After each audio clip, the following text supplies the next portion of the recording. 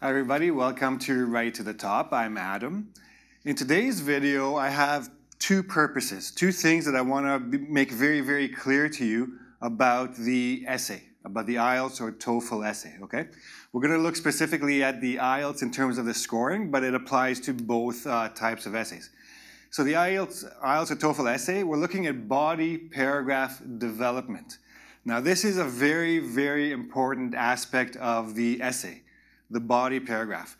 And what a lot of people do incorrectly or insufficiently, they don't do it enough, is develop their ideas, develop their arguments. And this is going to cost you a lot of points, okay?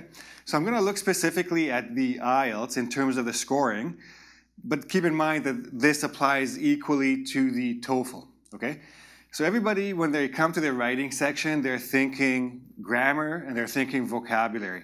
I need to use big words and I need to use big fancy sentences and I'll get a high score. That's not how it works. There are 4 scoring criteria to the IELTS scoring. TOEFL has its own algorithm, but again, still basics apply. You still need to have a very well-developed essay and you still have to have the grammar and the vocab. But a lot of people don't pay enough attention to these two aspects, the task response and the cohesion and coherence. Essentially, keep in mind, they're not just testing your language skills in terms of the mechanics, words and vocabulary and grammar. They're also testing your ability to communicate content, your ability to make an idea clear. So what are you saying? How are you saying it? The content and the delivery, the ideas you're using, the arguments you're using, the support you're giving to that argument, and how are you putting it all together? How are you organizing? So the main things you're going to be scored on in terms of the essay, task 1 has a little bit different, but more or less the same. For the content, for your task response score, first thing they want to know, did you answer the question? Right? Did you address the task and every part of the task? If you didn't, you can have perfect vocabulary, you can have perfect grammar, but if you didn't answer the question, you're still getting a very low score. Okay, that's 1. Did you give reasons? Did you just throw in ideas or did you actually express quality reasons for your argument, for your position, if that's what you're asked for? If you're asked for an opinion, you have to make sure it's very clear to the reader why you have that opinion. Otherwise, it's meaningless. You just said something to say something, right? Doesn't really add up too much. Expand and elaborate. This is where a lot of people lose points. They put in an idea and then they go on to the next idea. They didn't make it a complete idea. They didn't expand on it. They didn't give more details. They didn't make it clear to me why you provided this reason or this idea or this cause, if you're looking at a cause-solution thing, etc. Support. Did you make it very clear with a real-life situation, with an example, with an explanation of why this actually supports your idea, okay? So you expand and then you support with an example. And all of these things together, all of these things, your reasons, your expansion, your support, do all of these connect somehow back to your thesis, to the opinion that you expressed or the purpose that you expressed in the introduction, in the thesis statement. If you don't do all of these things, you're losing points. Doesn't matter how good your grammar and vocab is. Then cohesion and coherence. So this is all about the ideas. This is all about how you put them all together, right? So they're looking at your essay. Is it organized? Do you have a logical flow from one idea to the next? Does it make sense as it goes along, basically? Are the things that you're saying relevant? Basically, every sentence must be moving the argument or must be moving the explanation forward to the conclusion, right? Anything that you put in there that's redundant or repetitive or too many words or just has nothing to do with what came before or after is going to lose you points. Logical connections. Does what you say in one sentence follow to the next sentence? Or like, for example, do the 2 sentences have a logical connection? If I read the second sentence, does it make sense based on the previous sentence? Does the one after that make sense on this one?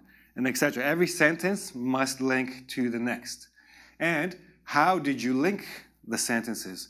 How did you make use of cohesive devices, conjunctions, pronouns? Did you use complex sentences in such a way that connects ideas from one sentence to the next? All of these things do matter. Because yes, this is an English test, but it's not an English language test.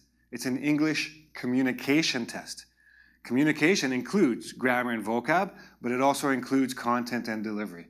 Don't forget all this, because 25% of your score, 25% of your score, vocabulary 25%, grammar 25%, all equal. You can have a perfect one and a terrible other, and you're getting a bad score. So keep that in mind. So my second purpose for this video, and again, because a lot of people are losing points in the body paragraph because they're not concentrating enough on their content and delivery. So I want to show you a very basic paragraph development. There are different paragraphs you're going to need to use. They have different functions, depends, of course, on the task. But we're going to look at more or less at an agree, disagree, discuss both sides and say your opinion sort of essay, and look at a very basic paragraph. I'll make different videos for different paragraph styles for the body paragraph. And I'm starting with body paragraph 1, okay? That's all I'm going to look at today. Body paragraph must have a topic sentence. It must be very clear to the reader what the aim or what the focus of this paragraph is. Remember, one paragraph should have one central focus. If you start going off to all kinds of different ideas that aren't connected, you're losing points because your cohesion and coherence doesn't actually work. I need to know what you're going to talk about, and it has to be very clear. And I'm going to show you examples. Once you have your topic sentence, get into your first point. Your first, if you're just giving ideas, give it the idea. If you're making an argument, give your first reason for choosing a side, for choosing an opinion, etc. Keep in mind that sentence 1 and sentence 2 can be combined into one sentence. You can have your first sentence present the topic and the first point, and I'll show you that example as well.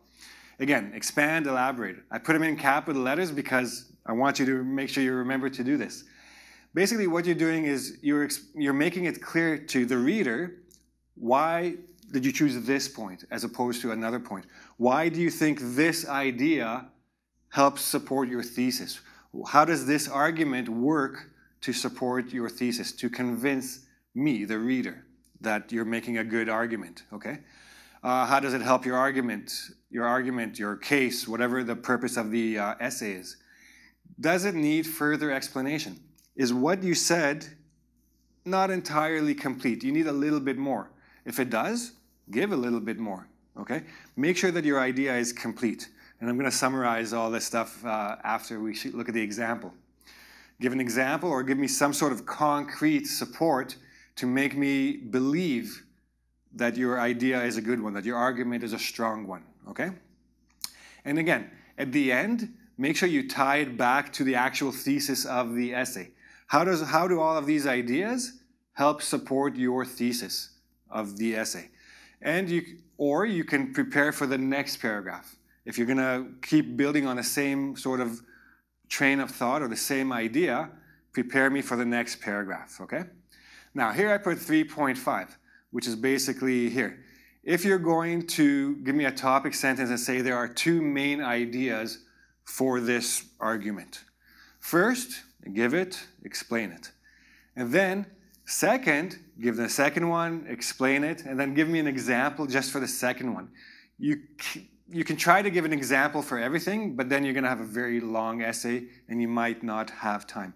One example for one of the ideas is usually enough, just to make it believable or convincing anyway, okay? So again, very basic paragraph or a body paragraph. So let's look at some examples.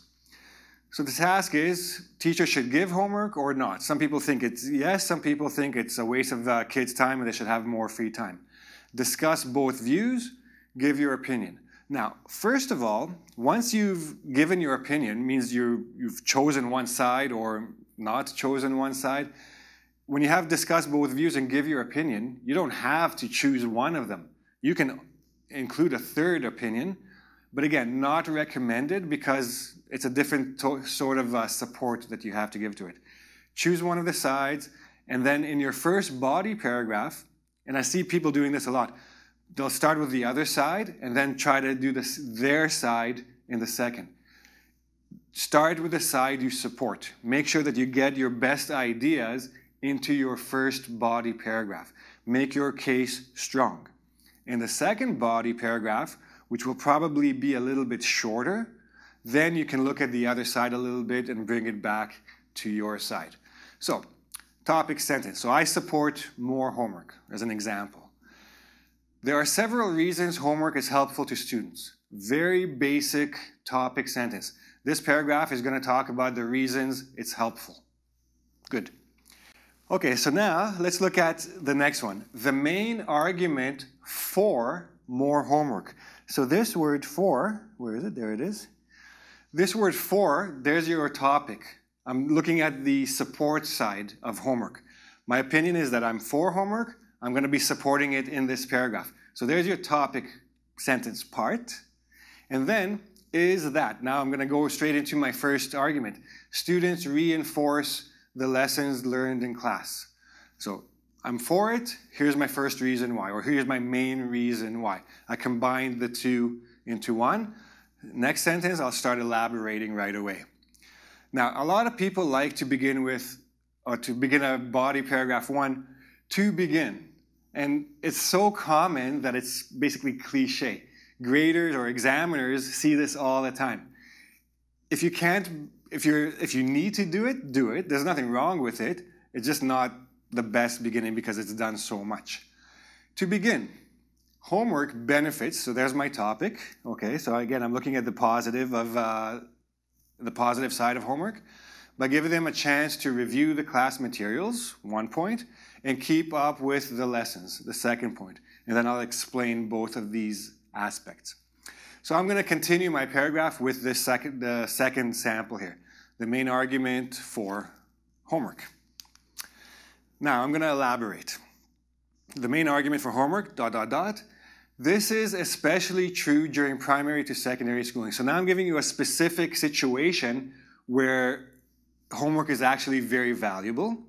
And why? Because students are bombarded with information, just information is coming to their heads like bombs from an airplane, right? And they have to make sense. They have to organize all this information in their minds. Take-home assignments, basically homework, assignments provide them the opportunity to sort through the material, basically organize it in their minds, at their own pace. They can do it slowly, they can do it fast, or to get extra help.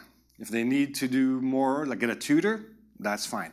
So that's my main reasoning for my main support or explanation for my first reason. I'm going to go to an example. Now, another point, another problem that people sometimes have, or another way to lose points, is a lot of people give an example here for something that they mentioned up here. The example should connect to the last thing you said, at least the previous sentence. Once you go, if you're going to talk about, give me an example here about the type of information, that's a problem because the reader already moved on, forgot about that information. The reader is now thinking about own pace or extra help. So my example is going to be about this extra help because that's the last thing I said. That's the clearest connection that I can support with the example. So for instance, a student who is weak in mathematics may need assistance from his parents or a tutor to clarify textbook examples. So by having homework, this student has an opportunity to get extra help, okay? And then you have your tie-in. You're tying it all back to the main thesis. Ultimately, so in the end, this student, the one who got a tutor or got extra help from his parents, will have greater academic success, which is why I support more homework, okay, for his efforts. And then next paragraph, and the whole paragraph is about 106 words. Don't worry too much about the numbers. Okay, so now in the next paragraph, I'm going to look at the other side, because remember, you have to discuss both views. So you have to look at the side that's against homework. On the other hand, homework deprives children of free time to explore other interests.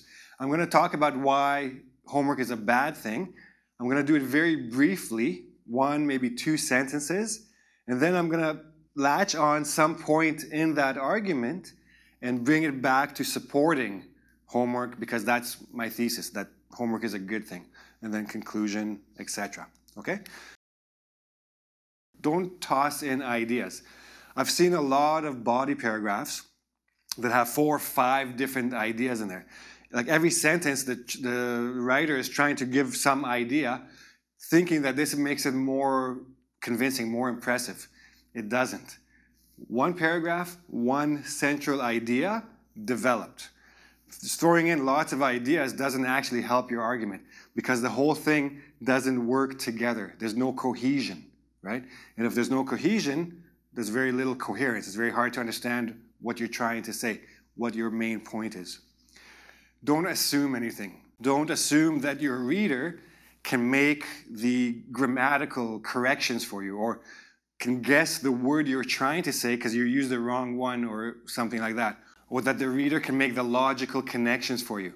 Make everything crystal clear to the reader, so the reader could just read right through quickly and understand everything you're trying to say. This is especially for the examples. Simply name a thing, place, site. I see a lot of people say, for example, or Facebook is a very good example of this. And then they go on to the next thing. How is Facebook a good example? What about Facebook makes it a good example? Don't just throw in a word and think that you've given an example. And especially with names, like country names or website names or celebrity names, etc. Just putting in a name means nothing if you don't connect it to the idea you're trying to support. And ideally, don't end your paragraph with an example, okay? Oh, sorry, I forgot. Don't leave an idea until it is crystal clear. Complete all the ideas, and don't end the paragraph on an example. Make sure that you connect it back to the general thesis of the essay. Okay, so now, a couple more examples and then we're done. Here's an essay that was sent to me for assessment, okay? I fixed all the grammar and all the vocab, so there's no language issues. I want you to read this and tell me what is wrong with it in terms of task response and cohesion and coherence. Now, if you want to see the original essay and all the edits and the rewrites that I did for it, you can find that on my site. There's a link in the YouTube description box. Very quickly, so we're talking about some people say that private schools should not be allowed to exist. Why do people believe this? What is your opinion? You have a statement, you have 2 questions. Various points of view on private education exist in our society. Okay, a little bit general, but we're at least in the right range of the topic. One side suggests banning these types of schools. Well, you didn't actually mention any school. Private education could be a private tutor who comes to your house. It doesn't have to be a school. So wrong word here or wrong structure. Plus, you're starting with 2 very simple sentences. Not only is such an idea wrong, but in my opinion, the numbers of these private educational institutions should be increased. Okay, so you obviously disagree with that, but the first question is, why do people believe this? Now, I can see that you're going to talk about it, but you didn't make this part of the purpose of the essay. You've already lost points for task response. Maybe you don't really understand the function of an introduction, okay? And what is your opinion? So not only is such an idea wrong, but the numbers of these. So as soon as you say wrong, that means you've given an opinion. You don't need this second expression. This is now redundant. Your cohesion and coherence score is going down a little bit. Now, the main thing I wanted to look at is the body paragraph. At least 2 reasons, which are given by a significant number of proponents to eliminating private schools, can be presented. Well, we already know that that people are against the private schools. This whole sentence is a lot of words trying to impress the the examiner with language, but saying actually nothing except 2 reasons. I'm going to give you 2 reasons, right? Everything else, unnecessary. Firstly, many people think private education contributes to social inequality because it gives better opportunities to those who are wealthy. Good point. Let's see if you elaborated. This looks like a reasonable argument, therefore people choose to support this idea. Well, yeah, that's obvious. They think it's a good argument, that's why they have it, because they think it's a good argument.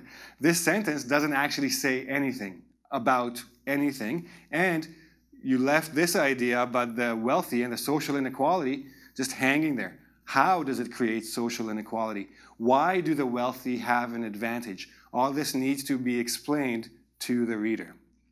Secondly, so he left that idea, he went on to the next one. Numerous conspiracy theories involving secret societies made up of independent school graduates exist. Very long sentence. Secondly, a lot of people think that there are secret societies of certain schools, of independent schools, of private schools. Those speculations make people afraid of being outplayed by pre-made groups of competitors in their professional activities or businesses. So people are worried that private school alumni have secret societies that work together in business and keep out non-members from competing. Since this matters a lot, they are forced to undertake measures. What kind of measures are they going to undertake? Now, who are you talking about here as they? The secret societies or the people who are not in the secret societies? It should not be allowed.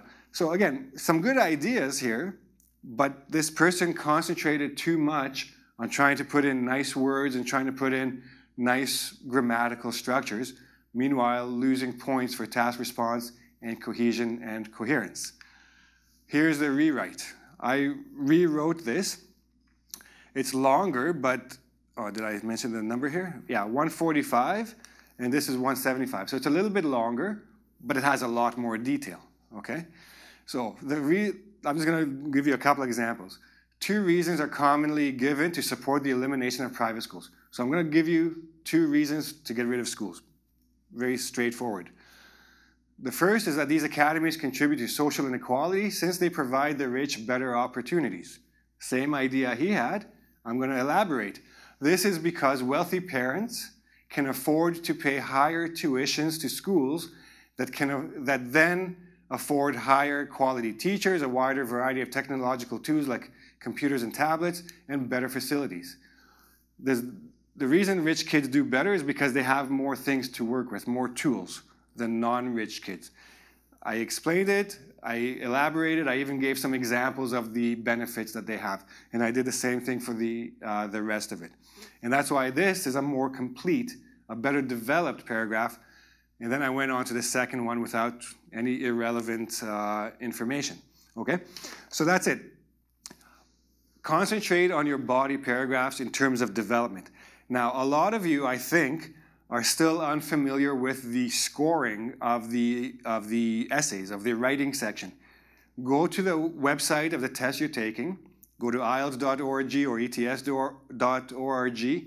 Find the writing score descriptors. Make sure you read them, make sure you understand them, but also come back here and I'll give you more detailed explanation of the scoring for these things so that you can start working on your writing and your scoring and your basically improvement of your band score, okay? And that's it for today. If you have any questions, please ask me in the YouTube comment section. If you like the video, give me a like. Don't forget to subscribe to my channel and come back for more videos about vocab, grammar, writing tips, etc. Okay? See you again soon.